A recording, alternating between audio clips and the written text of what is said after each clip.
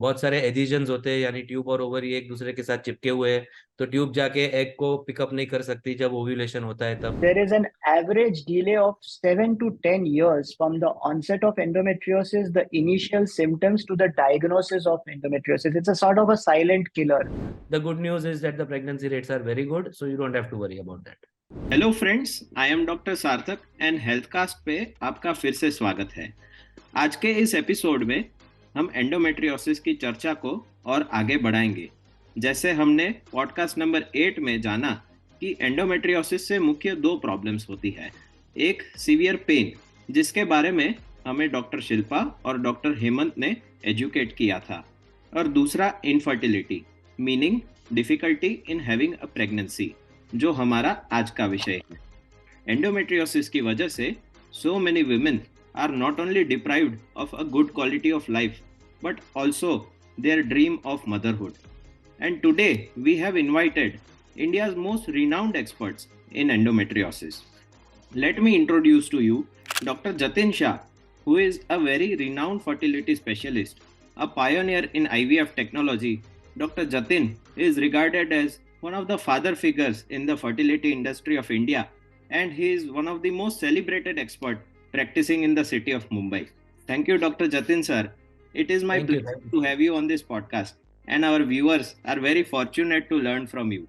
We also have Dr. Hemant, जिन्होंने हमें podcast number 8 में एंडोमेट्रियोसिस के बारे में एजुकेट किया था, and we learned that because this disease is a very complex disease, it is very important to seek help from a doctor who is a specialist and particularly interested in treating this disease.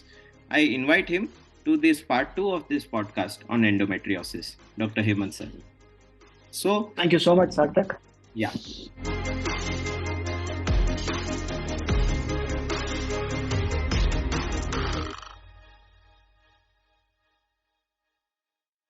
बात करेंगे infertility पे। So my first question to Dr. Jatin sir is in women with endometriosis, how common is infertility, sir, and what are the reasons for it? Yeah, so endometriosis is a very common disease which really almost 1/3 of patients जो IVF के लिए आते हैं उनमें endometriosis या तो mild, moderate या severe हो सकता है. So it is a major health issue for India and for women at large. Incidence varies from 20 to 50% as per different statistics, but generally I think 20-30% for sure. Of course, the younger endometriotic women, under 35 age group, the infertility chances are almost up to 40-50%. Maybe for older women who already had childbearing, maybe infertility may not be that great an issue. There are various reasons because it is a disease which affects peritoneal surface, tubes, ovaries, सभी जगह पे सब काफी सारा involvement हो जाता है, and it starts right from the tubal end. It is known to be where you have a lot of peritoneal inflammation. It's chronic inflammation of the peritoneum in the pelvis. Then you have altered tubo-ovarian relationship. बहुत सारे editions होते हैं, यानी tube और ovary एक दूसरे के साथ चिपके हुए हैं, तो ट्यूब जाके एग को पिकअप नहीं कर सकती जब ओव्यूलेशन होता है तब। तो ये सब प्रॉब्लम्स तो अंदर के, plus there is a very hostile environment. अगर वो एक्टिव चॉकलेट सिस्ट वगैरह है तो उस फ्लूइड के आसपास एग और स्पर्म मिल नहीं पाते, फिर यूट्रस के कॉन्ट्रैक्शंस भी एबनॉर्मल हो जाते हैं, फिर एग की क्वालिटी कभी कभी अच्छी नहीं होती अगर बहुत एडवांस एंडोमेट्रियोसिस है, सीरियस है, बायलैटरल चॉकलेट सिस्ट है, then even sometimes egg quality, embryo quality might be affected. और आईवीएफ पॉइंट ऑफ व्यू से देखें तो यूट्रस की भी जो रिसेप्टिविटी है, जो एम्ब्रियो को एक्सेप्ट करना चाहिए, वो भी डिस्टर्ब हो जाता है, बिकॉज उसके जो हॉक्सा 10 हॉक्सा 11 जो नाम के जीन्स है वो सब ऑल्टर हो जाते हैं, पिनोपॉड फॉर्मेशन भी एबनॉर्मल हो जाता है, और यूट्रोट्यूबल जो मोटिलिटी है वो भी डिसफंक्शनल हो जाती है। प्लस इसके साथ साथ ओव्यूलेशन भी इफेक्ट होता है, तो फॉलिकुलोजेनेसिस जिसको कहते हैं, that is also disturbed. Luteal phase defect is very common, and you have very high incidence of LUF, यानी फॉलिकल तैयार हो जाता है लेकिन वो रप्चर नहीं होता, एग रिलीज नहीं होता। तो ये बहुत सारे रीजंस है जिसकी वजह से endometriosis can cause infertility in this women. तो बेसिकली हमने ये जाना कि एंडोमेट्रियोसिस की वजह से not only ovaries but even the tubal factors because of adhesions and uterine factor because of endometrium, सारे जो भी फैक्टर्स जो कि फीमेल फर्टिलिटी पे अफेक्ट करते हैं वो सब एंडोमेट्रियोसिस की वजह से प्रॉब्लमेटिक हो सकते हैं। तो let us come to the first factor, that is the ovarian factor, कि ओवरीज में की वजह से अगर endometriosis in ovaries are affected, तो how do we approach that patient with infertility, sir? हाँ, सो अगर उसका सिम्टम सिर्फ इनफर्टिलिटी है, उसको क्रॉनिक पेन नहीं है, कुछ भी नहीं है, तो ओवेरियन एंडोमेट्रियोमा जिसे कहते हैं कि जो चॉकलेट सिस्ट है ओवरी में, उसको हाथ ना लगाए तो बेटर है। So it is best not to operate, specially अगर सॉलिटरी एंडोमेट्रियोमा है, 5 या 6 सेंटीमीटर से कम साइज का है, पेशेंट टोटली एसिम्टोमेटिक है, सिर्फ आईवीएफ के रिजल्ट इंप्रूव के लिए उसको हाथ लगाने की जरूरत नहीं है। So you are not suppose to operate an endometrioma just to improve IVF results, that everybody is very clear। Surgery कब करनी पड़ेगी? अगर इनफर्टिलिटी पेशेंट है और समझो आपने देखा कि वो चॉकलेट सिस्ट जो है वो बहुत जल्दी से बढ़ रहा है, जिसको रैपिड ग्रोथ कहते हैं, या फिर उसके अंदर कुछ सस्पिशियस लीजन्स आपको दिख रहे हैं अल्ट्रासाउंड पे, जिसकी वजह से आपको मलिग्नेंसी या कैंसर के डाउट आते हैं, या फिर बहुत सीवियर पेन होता है पेशेंट को, या फिर अगर आपको लगता है कि नहीं प्रेगनेंसी में ये रप्चर हो जाएगा तो पेशेंट को कॉम्प्लिकेशन हो जाएगा, तो सिर्फ इन इंस्टेंसेस में you should operate endometrioma prior to IVF. बाकी सर्जरी का कोई रोल है नहीं। A lot of studies have shown that IVF results are the same whether an endometrioma is there or it is operated। और जब भी आप ओवरी पे कोई भी सर्जरी करते हो, सर्जन को बहुत कॉन्शियस होना है कि इसके अंदर प्रेशियस एग्स है, तो आप जितना ओवेरियन टिश्यू निकालोगे इतने एग्स का लॉस होगा फीमेल को। एंड ऑलरेडी एंडोमेट्रियोसिस केसेस में it is a proven fact कि पहले ही उनका AMH लेवल जो दिखाता है कि एग्स कितने बॉडी में है, वो ऑलरेडी लो रहता है इन ऑलमोस्ट 70-80% ऑफ पेशेंट्स। तो आप कोई भी सर्जरी करोगे तो आप और उसका रिजर्व कम कर दोगे, फिर जब वो आईवीएफ के लिए जाएगी तो एग्स कम पड़ेंगे, एग रिजर्व बहुत कम हो गया, तो उसके सारे रिजल्ट्स खराब हो जाते हैं। So you have to be very egg conscious, जिसे हम कहते हैं कि surgeon has to be egg conscious when even if they try to operate on a ovary with endometriosis. तो हेमंत सर से मेरा क्वेश्चन है कि सर ओवरी पे अगर सर्जरी करते हैं कोई एंडोमेट्रियोसिस स्पेशलिस्ट, तो ऐसा क्या प्रिकॉशंस लेना चाहिए so as to be egg conscious, as Jatin sir has said? Yeah, so this is a very pertinent question. बहुत ही important सवाल है ये, and sir has covered it very nicely, because I feel the fertility specialist and the endoscopic surgeon need to work synergistically in a complementary manner. Okay, when the size is less than 3 centimeters, we definitely don't touch if the patient is asymptomatic. Even if the size is big and there is a possibility that the oocyte retrieval can be done without it coming in the way of the pickup needle, then definitely first choice is to preserve her oocytes and probably prepare her embryos, and then go in for surgery. If at all the pain factor is also there, we can hold on for some time. The only problem that one can encounter, या जो problem हो सकती है, is formation of an abscess after post pickup, which we have seen a certain incidences, not so much in modern era, but previously in the early 2000 we used to see a lot of ovarian abscesses post pickup. So that is one factor, but I still feel the main criteria should be preserving her eggs. So if you can preserve her eggs before surgery, that is the ideal situation, even if the patient has pain. So what we do in many instances is that we work synergistically with the reproductive specialist or the ART specialist. They preserve the eggs, and then we go in for a surgery almost immediately, and then she can go in for embryo transfer later on, which also gives some good results in this case. As far as how the surgery should be done, you have to be, as sir said, very meticulous, because it has to be done by a experienced surgeon in a very meticulous manner. हम कोई भी form of thermal energy use नहीं करते ovary पे when I operate any size of endometrioma. We have done bilateral endometriomas like 15 centimeters on each side, but we don't use any thermal energy. And we have to realize that these cysts are formed by invagination. They are not natural cysts. So इसमें plane of differentiation नहीं रहता between the ovary and the cyst. So when you peel off, lot of normal oocytes also come out as compared to a dermoid cyst or a routine ovarian functional cyst. There is a nice plane of cleavage in those cysts. In endometrioma में ऐसा नहीं होता है. तो ये अलग type का cyst रहता है. It is more complex. It requires more meticulous and precise approach if you want good results. There is definitely going to be a fall in the ovarian reserve and the AMH, but बहुत बार after 6 months the AMH also does come up, but definitely the first option is to preserve her fertility and preserve her oocytes if possible. So it's a very important message for all of our viewers कि सबसे पहला तो surgery ऐसा नहीं है कि कोई छोटी सी भी गांठ हो गई तो सर्जरी करने पे हम जंप कर जाएं. पहले हम एक अच्छे फर्टिलिटी स्पेशलिस्ट को कंसल्ट करें और उसके बाद उनको अगर लगता है तो ही हम सर्जरी करें. एंड जतिन सर, तो अगर patient is having a chocolate cyst and she is infertile, So is IVF the only answer or there are other methods जिसका सक्सेस रेट अच्छा आएगा? It all depends. अब अगर उसकी दोनों fallopian tubes are open, there are no adhesions, and male factor is normal, uterus is normal, everything else is fine. She's ovulating regularly, and if only there is a solitary endometrioma in one ovary, you can definitely try a natural, like something like timed intercourse or something for 2-3 months. If she's very young, you could follow it up with 2-3 cycles of IUI as well, and then proceed to IVF.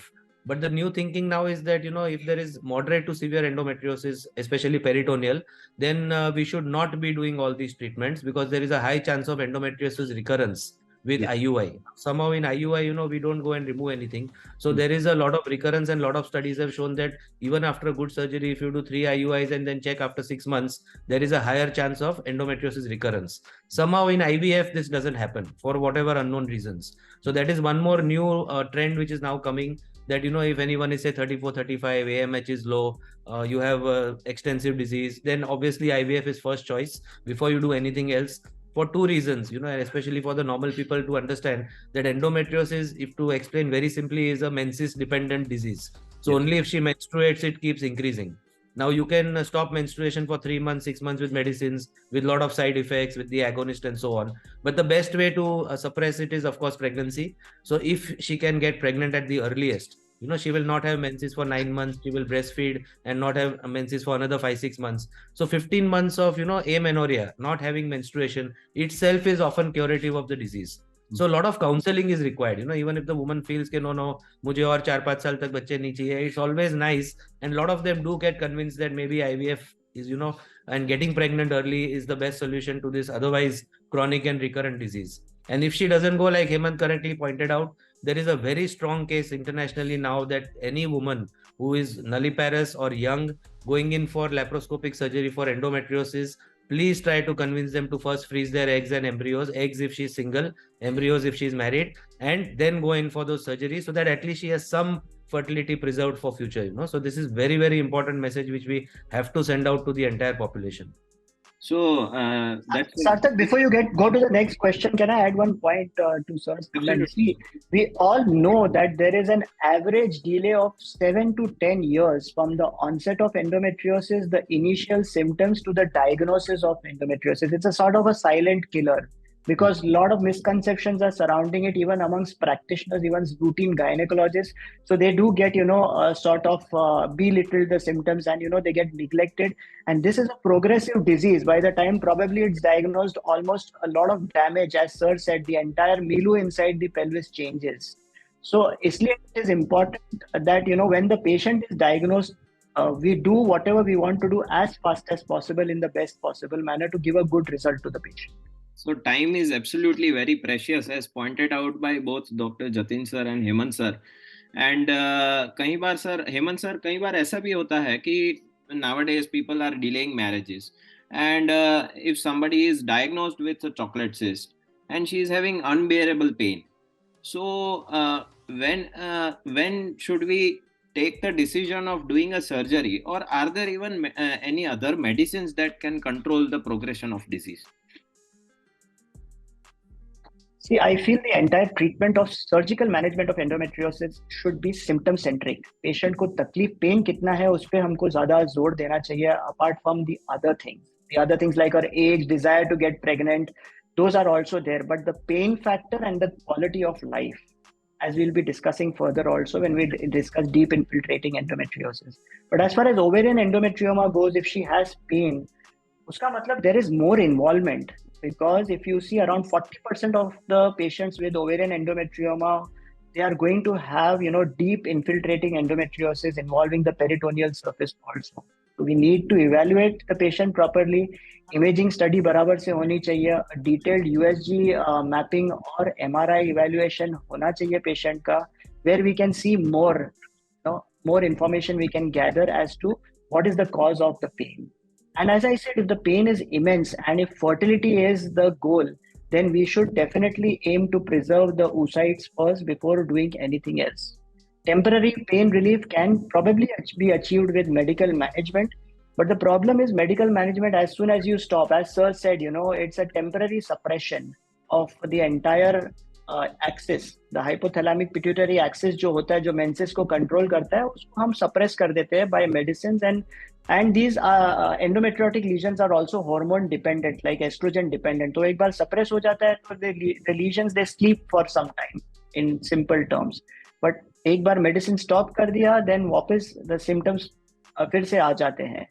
और हम medicine एकदम prolong period के लिए भी नहीं दे सकते. It's not advisable and it's not going to gain any this benefit to the patient.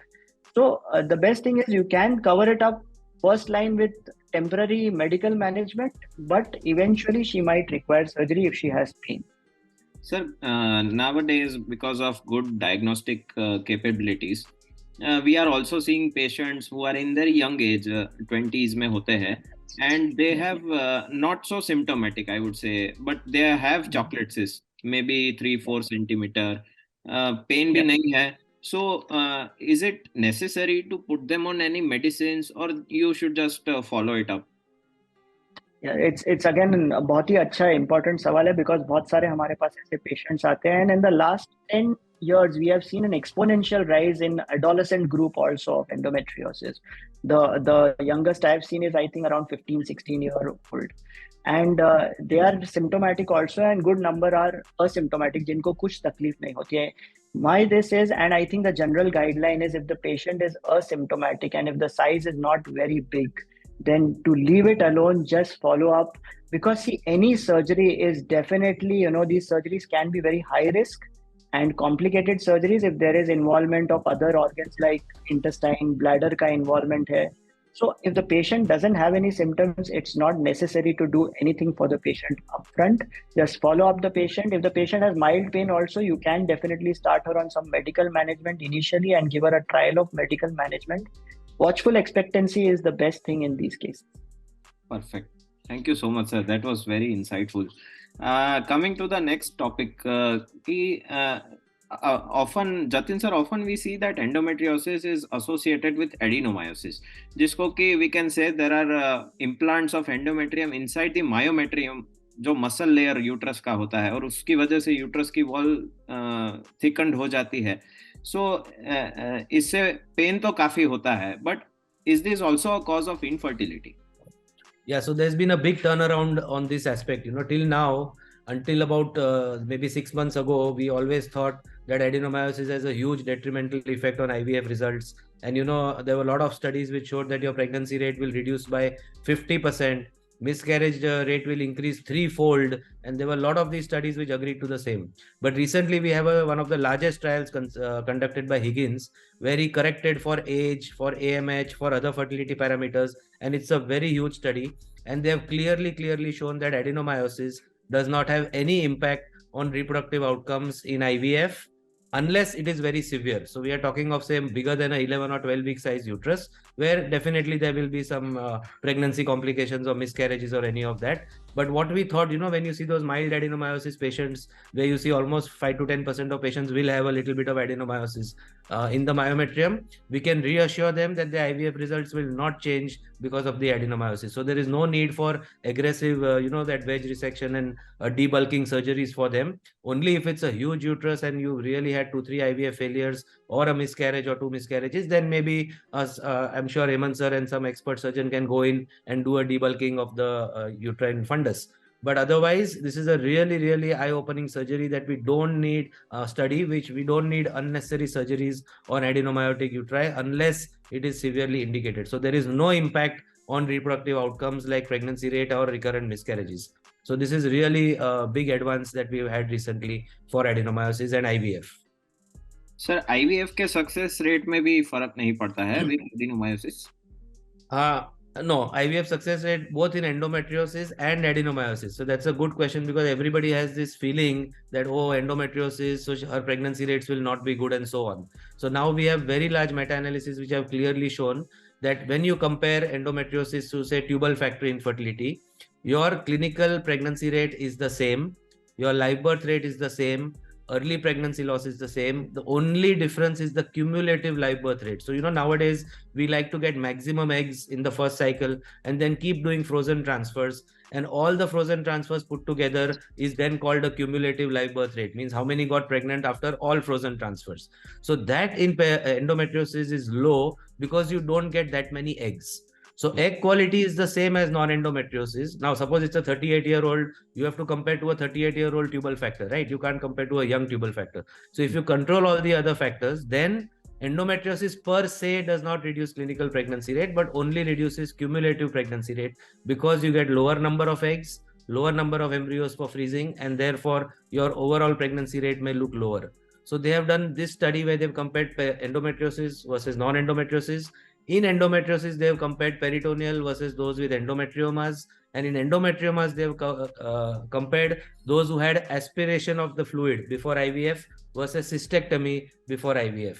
And in all, they found there was absolutely no difference when they compared frozen embryo transfer outcomes.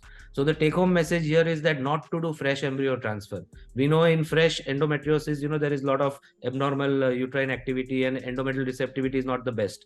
So ideally, we should treat, where stimulation is concerned, treat them like you treat poor responders, use the best agonist-antagonist protocols, get maximum oocytes, embryos, and freeze them, and always do a down-regulated frozen embryo transfer cycle. So when you down-regulate, you take away all those abnormalities in the uterus, all the impairment of receptivity comes back to normal, and you get back the pregnancy rates which you get with any other non-endometriotic factor patient.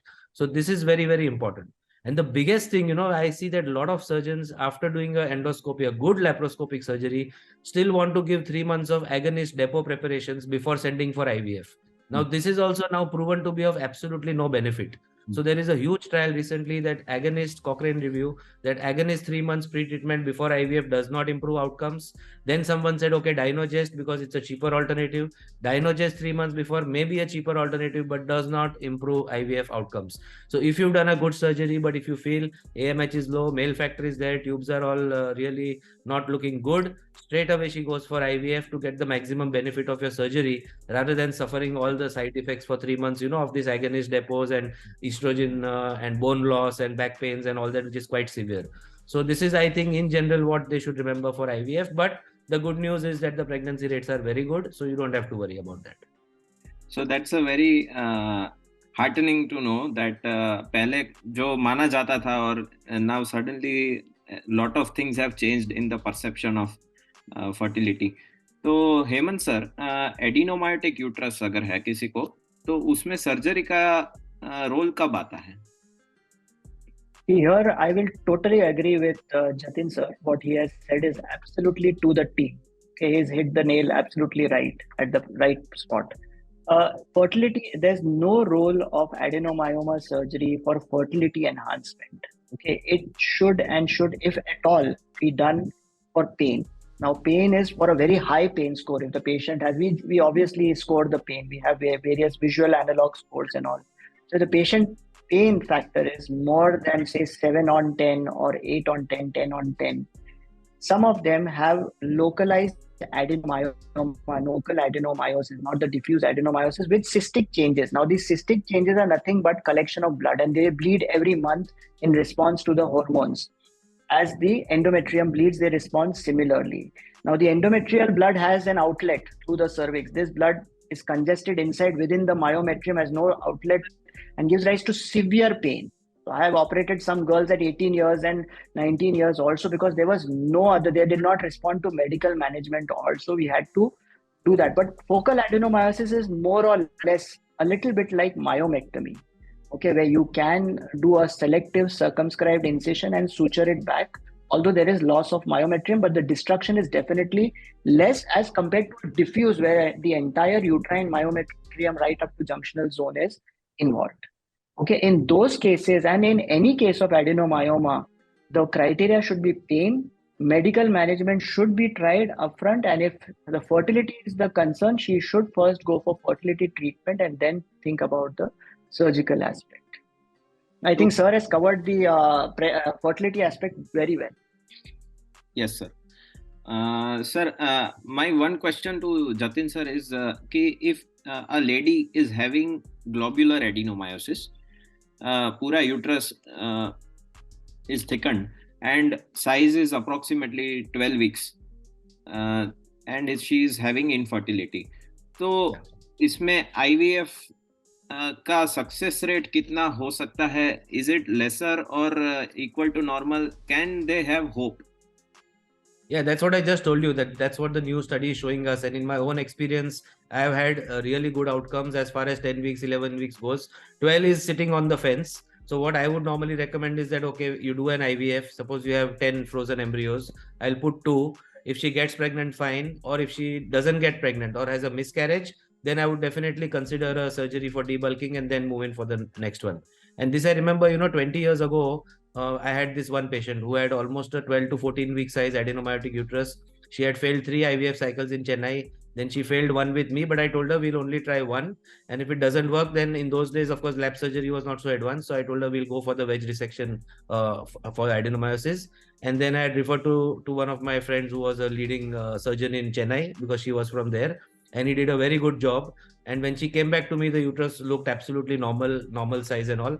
And first shot, then she got pregnant with twins. And despite so much of debulking of the myometrium, she went to 36 weeks and delivered without any rupture or anything else. So that is the time I got convinced that there is a line to be drawn. Don't operate on everybody. Give her at least one. I'm not saying wait for 3 cycles to fail, but you can definitely try one embryo transfer. Keep surplus embryos in reserve so she doesn't have to go through the IVF again, and then take a guarded and proper decision whether she needs surgery or doesn't. And like Dr. Hemant pointed out, you have to see the indentation on the endometrium, how much of the wall, how diffuse it is, will you be able to really resect or will you end up damaging the entire uterus? So all these points have to be taken into consideration. Right, sir. Sir, endometriosis क्योंकि एक progressive disease होता है, often we see that these patients have progressive symptoms of dyspareunia, मतलब कि intercourse के समय उनको बहुत पेन होता है, even during defecation they have pain. So these are some indirect signs कि they might be having some disease which is between the uterus and the rectum, जिसको हम deep infiltrating endometriosis बोलते हैं. और उसके साथ उनको infertility भी डेफिनेटली हो ही सकता है. तो how should we approach such kind of patient sir? जो बीच में वाला डिजीज है उसको ऑपरेट करना चाहिए या डायरेक्ट आईवीएफ के तरफ जाना चाहिए? Okay, again, it depends on the severity of the symptoms. So if it's absolutely unbearable, then obviously surgery would be first. But if it's just during menstruation, tides over with a few painkillers and all that, I would definitely recommend IVF first and try to get her pregnant so that there is we arrest the spread of the disease and also reverse a lot of it by the time she delivers the baby. So definitely a quick pregnancy would be the fastest solution out for her, and aggressively resorting to IVF I think is the best approach. And of course, if it fails or if the pain is just unbearable and goes on for 30 days a month, then I'm sure Hemant has to take over, cure her first, and then. But again, I would recommend that you at least freeze her embryos because this is going to be an extensive surgery, and she's likely to lose most of her reserve if the ovaries are also involved. So many a times they also decide to remove the ovaries. Sometimes that it's very, very serious disease. So best is to freeze her eggs and embryos and then go in for all that. Correct sir. तो Hemant sir, मेरा question है आपसे कि deep infiltrating endometriosis का surgery कितना complex होता है, and अगर पेन है तो definitely it has to be done to improve quality of life. तो एक तो कितना कॉम्प्लेक्स होता है और वो सर्जन कैसे पेशेंट को पता लगे कि किसके पास कराना चाहिए? For this, first people need to understand what are the different types of endometriosis. एक तो ovarian endometrioma हो गया हमारा cover. Next one is superficial endometriosis, peritoneal endometriosis, where invasion of endometriosis is less than 5 millimeters. उसके बाद आता है deep infiltrating endometriosis, where infiltration of the peritoneum is or the surfaces is more than 7 millimeters. So now we are talking about deep infiltrating endometriosis. Now this is a benign disease. We have to understand this is not cancer, but it is locally invasive. So sometimes it causes more damage than what a cancer would cause because it really causes inflammation locally. And as sir also mentioned, it definitely causes adhesions between all the important organs like the bowel, the intestines, which are situated behind the uterus, the bladder in front, the ureters, which are the tubes which carry urine from the kidney to the urinary bladder. All these are affected, and all these are vital organs. Injury to these organs, can be, can cause a lot of morbidity. Patient के recovery में बहुत problem होगा. So we have to understand these are complex surgeries. So I think you asked me the question, who should be doing the surgery, right?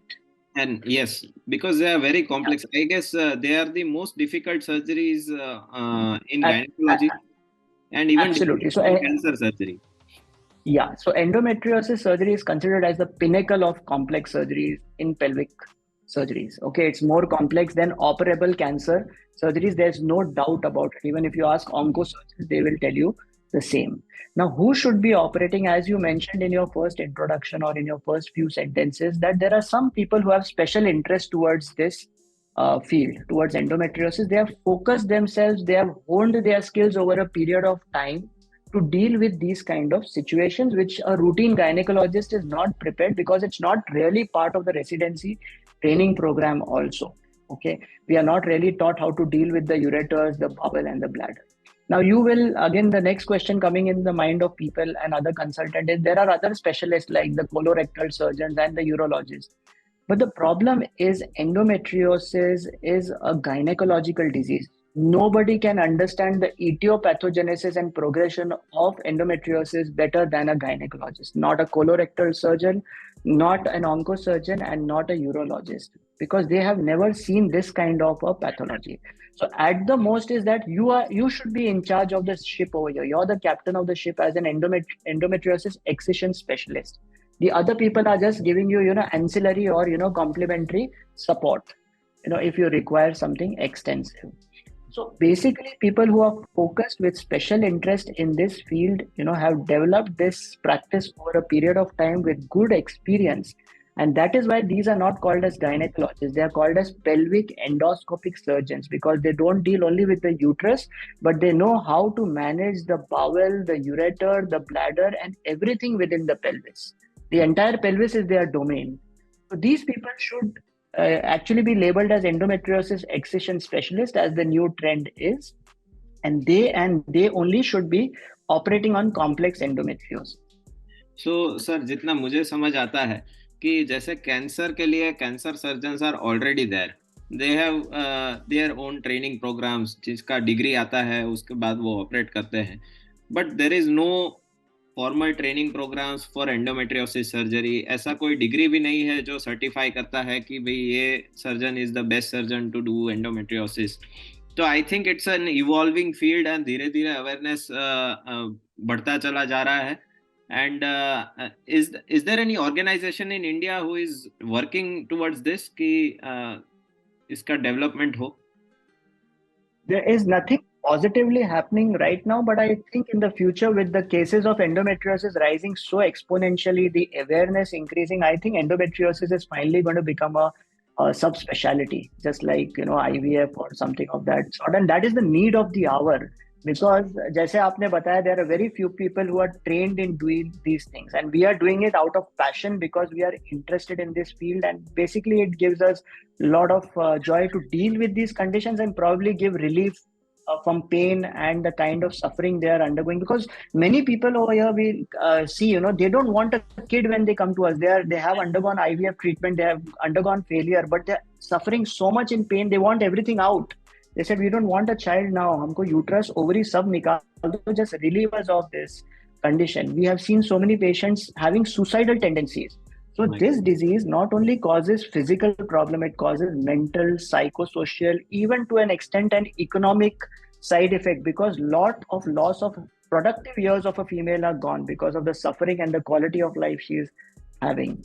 So that's why it has to be dealt on a war footing, and there is no association as such which is really working actively towards it. But I request all the national organizations to take some step and form some sort of a streamlined process where we can have these kind of designated certified endometriosis excision specialists who can deal with this condition and who have special privileges to operate on these patients. I think it will be the best thing for the patients themselves. Correct sir. तो एक तो endometriosis is a very enigmatic disease, क्योंकि इसका symptom का variation भी बहुत होता है, क्लिनिकल फाइंडिंग्स का भी वेरिएशन बहुत होता है. So surgery also it should be tailor made from patient to patient. तो sir let me give you a case scenario कि जैसे कोई पेशेंट का आईवीएफ होना है, she has a chocolate cyst and also some implants here and there on peritoneum. तो इसमें what should be the extent of disease? क्या इसका आंसर ये है कि जस्ट सिस्ट को ड्रेन कर दिया और लेप्रोस्कोप से बाहर आ गए? Is that the correct answer? The question is for me, right, Sarthak? Yeah, yes sir. She was for She is also having pain. Any cyst which is less than 3 centimeters, according to current ASRM and ESHRE guidelines, also less than 3 centimeters, you can just drain and come out if the patient is for fertility later on.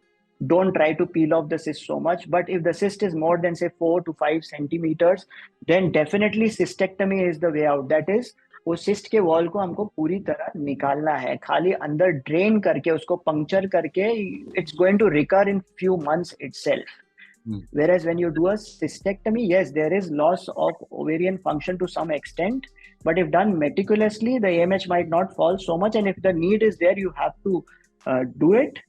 But the thing is, don't just drain it and leave it. The other treatment was fulguration, where the cyst lining was just burnt off with thermal energy. That is also not recommended now. A recent trial which is going on is on sclerotherapy, where sclerosing agents like ethanol, alcohol derivative, is injected into the cyst wall. And this can cause sort of a chemical ablation of the cyst wall, but this is still in the research phase. There are some promising studies which are coming out, but it's still not really convincing, and we don't have the randomized control trial or prospective studies really supporting this. It's a very small sample, but it could be promising. Laser had a role initially, but laser is too expensive and not worth the effort. So at the moment for big cyst wall निकालना ही better है. खाली drain करके छोड़ना is not the right treatment and not the guideline and recommendation also. Okay, sir. So we are running out of time. I think we will have some final comments from Jatin sir. कि infertility में what is your message to patients with endometriosis? Yeah, so not to despair, IVF is extremely successful. Pregnancy rates are really good. You don't need any extensive pre-treatment. You don't need surgery just to improve IVF outcomes. Aggressive stimulation to get maximum eggs and embryos so that we can give her a complete family, and good frozen embryo transfers. And for young unmarried women, of course, freeze your eggs before you go in for aggressive surgery so as to preserve fertility for the future. Hemant sir, final comments from you on the surgical aspect. Care and quality of life is also very important in endometriosis, apart from the fertility part. We don't want to neglect that part and increase or decrease. Everyone, I think patients of endometriosis are entitled to a dignified good quality of life, and we should aim at that also. But I think a balanced, tailor-made, customized approach working synergistically with the fertility specialist is the way forward to give the best result to our patients. Thank you so much, sir. So here we conclude this session, and we will be doing further podcast with you, and I'm sure that our viewers are going to benefit a lot. Thank you. So friends, हमारे पिछले 2 podcast में हमने आपको endometriosis के बारे में authentic information देने की पूरी कोशिश की है, and this is our intent कि हम पेशेंट्स में अवेयरनेस और एजुकेशन को फैला सके ताकि पेशेंट्स अपने लिए एक सही डिसीजन ले पाए. अगर किसी को कोई भी डाउट या कमेंट्स है तो प्लीज़ कमेंट बॉक्स में ज़रूर लिखिए. हम और वीडियोस लाते रहेंगे. अगर आपको हमारा इनिशिएटिव पसंद आता है तो please like, share and subscribe our channel and try to share these videos to your friends and family and be part in our initiative. Thank you.